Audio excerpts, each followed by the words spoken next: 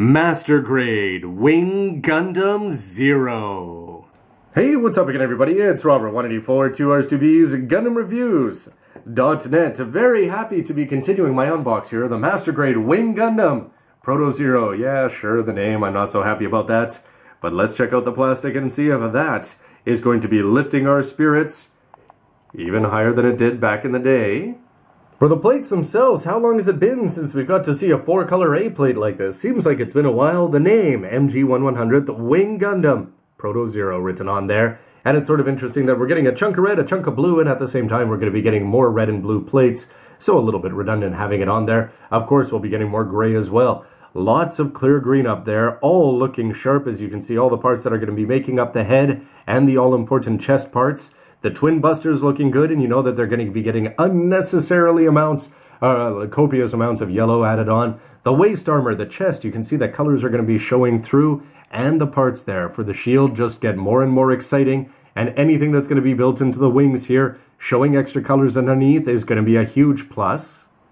You've got to wonder about that bottom left corner, but the same name bar across the top here, but just look at the details. Yes, we all would have liked to have this a decade ago, but at the same time, just look at what they've carved into the shield. Even the parts that you're going to be covering up look good underneath. And you've got lots of lining options there. The front for the head is looking great. The waist parts, the neck, the beam sabers look solid. The side of the heads with lots of parts added, lots of parts are omitted so that you can have some interesting effects when you add them all on. To go along with the Captain America big ear wingalings there. The waist, it's going to be sort of interesting to choose whether you're going to edge that, whether you use a marker or some proper ink.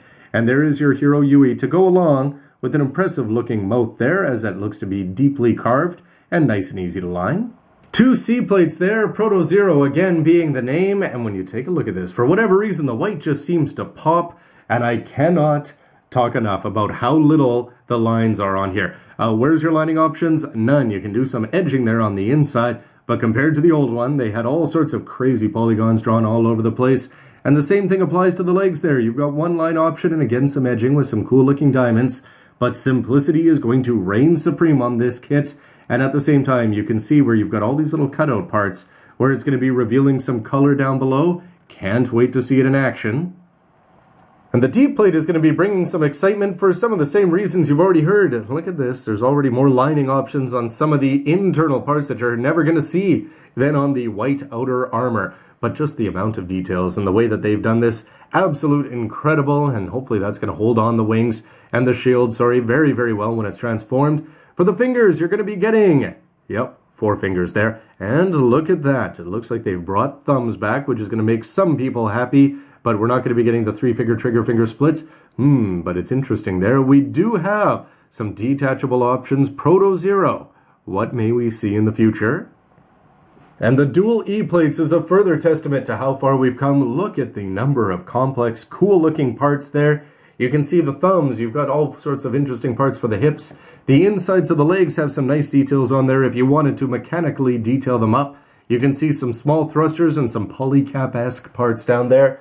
But it's just awesome that we're getting this much internal parts. So even though from the manual it seems like we're just going to be getting a few plates, you can see that there's actually going to be a chunk of plastic on the inside, hopefully helping him transform well and look good when he's standing there. With the F plate with the same name bar, you can see options are just saving the earth there with less plastic. But you'll notice that this plate is going to be really, really flimsy, and these parts are very easy to move. At the same time, they're going to be looking good, you'd hope, and do a very good job of holding the very important, to the name anyway, wings attached onto this Wing Zero.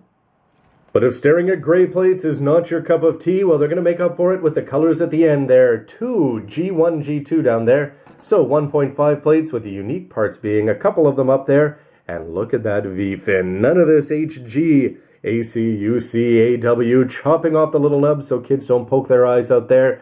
But you've got the parts for the shield and the all-important jewel looking. Can't wait to see how that's actually going to play out. But even more exciting is when you've got this. If you're tired of old, boring gray weapons, it's the kind of thing that always drives me crazy. Putting together a bazooka or something for an HGUC, when the MGs, like the Gundam in the Mark II, do it right with the white colors, it's fantastic. And when you don't have all gray weapons, I'm looking at you, old school 1/100th, and they give you more color, more power to you, Bandai. Two H's as well for the Proto Zero, and what are you going to be getting? Well, the feet parts and the all-important shoulder parts there, looking quite distinct, or so it would seem, from the feathered cousin, and you can also see some individual flaps, which are always going to be looking good as you take those wings and maneuver them in all sorts of interesting poses, whether he's in an MS with them just swept out majestically behind him, boosting off, or just as part of the burn mode. And the fact that they're going to be part of the hips makes them all the cooler. Wrapping things up, you can see the eye plate here is going to be giving us more Proto Zero, and I've got to say that this blue is absolutely popping. We already saw some on the A plate, but it's going to be these parts that are going to be standing out oh so much on the back of the wings. It's a little bit of a shame that they're going to be showing off more gray when you open them. That's definitely one advantage to some peacocky feathers there. But this one at the same time, any time you see it or you display it in such a way that you're going to be seeing the sides or the back of the wings, having all the colors on there is going to be a massive plus, and all the more reason to have this guy dynamically displayed backwards, or why not pick up two? There's Bandai's Base 2 from 2004 and the Wing Zero Custom, PC205, so not a lot of polycaps. You saw that there were some gray parts actually made out of the harder plastic, and the Saber 4s there. This is from all the way back in 2000, looking very cool. And they are going to be somewhat rounded and a little bit wider this way. Looking great, though, with that angle. The kind of thing that Hero is just going to be dishing out the pain with. You know, when he's not just busting open the world with twins. To delve into the manual now, that great white art is looking good. And you can see the bird mode looking sharp down there, but very easy to forget when you just see how awesome the MS design it is. And there it is. We get to see some information about its appearance in the manga. The Proto Zero Endless Waltz there. Oh yes, what a postcard they put out back in the day at the screenings of this when they actually put out Endless Waltz in the movie. And there you get to see they are going to acknowledge the original Gundam Wing, and why wouldn't they? But here you get to see the table of contents, and when you go inside, I can't help but be struck by how few plates there are there. You're going to have a couple doubles in there, but overall very, very simple. Yeah, the kind of thing that could have come out 10 years ago. But at the same time, you're going to be putting together the chest. They actually show off the part before you build it up. And I'm not seeing a lot of seal stickers on there outside of the head. The head, lots of little parts there getting all put together. Looking very good, including the ears. The shoulders look like a ton of fun to put together as they've got lots of areas dedicated to them in the manual. And once you've got the upper body together, look at that on the inside. Very easy to forget the whole Proto aspect. But here, this is sort of cool if they're going to go with the Epion EW versus the Proto Zero. They're going to have some more information about Gundam Wing, and they just keep selling you here on both the novels and the manga. But then again, poses like that, you've already bought the kit and will probably buy it again, as I've said number of times, because it just looks fantastic. But what looks even more fantastic to me is the amount of details there. Love seeing the drawings back there of the markings, the machine cannons looking good when they pop open the hatches there. For Neo Bird mode, you're going to have all sorts of options with the shield and the legs for the transformation. We've seen it done in a variety of ways, with the robot Damashi just swapping the legs right off. In this case, if they transform them, they transform well because of the slide gimmick and don't lose anything from MS mobility. That is going to be definitely perhaps worth the decade-long wait. Moving parts all over the place on the legs, and then Neo Bird mode. Is anybody going to be getting two of them to display in this? Or if you did the two, would you just go two MSs? Before the rest of the manual is going to be taking you through the parts for the lower body and the famous named wing unit over there. You're going to be putting it all together and make sure you put the right things in the right places, it seems to there. Don't forget some parts have to be attached in first, and you're going to be getting some nice satisfying punch sounds. In terms of the gimmicks, you can see the final assembly after you get the thrusters on there. The cockpit hatch is just going to slide forward simply, but reveal Hero Yui looking sharp. The machine cannon, sort of interesting that you've got a two-step process there. Twin Buster and the shields. Once you've got those together, you'll notice that you're going to get a fold-out section here, so though the manual looked a little bit simple at the very beginning, you can swap out the beam sabers there. They're looking good from the shoulders. Check that out, the front of the shield. All sorts of moving stuff there.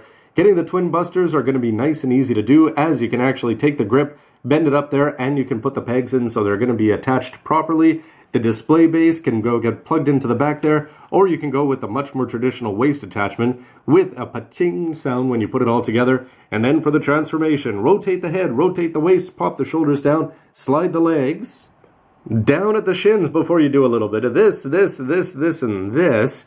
But once you get the wings out and open, sort of interesting, I shouldn't really joke about that, only a couple steps to get the legs where they need to be. It's going to be a little bit more complicated with the wings there, with a few steps and that nose cone looking just crazy before you put it all down and attach it on and cover up the head, which is going to be rotated and looking up at the sky with the twin busters in there though, and this nice custom attachment point. You can see it down there. Can't wait to get this guy aerial.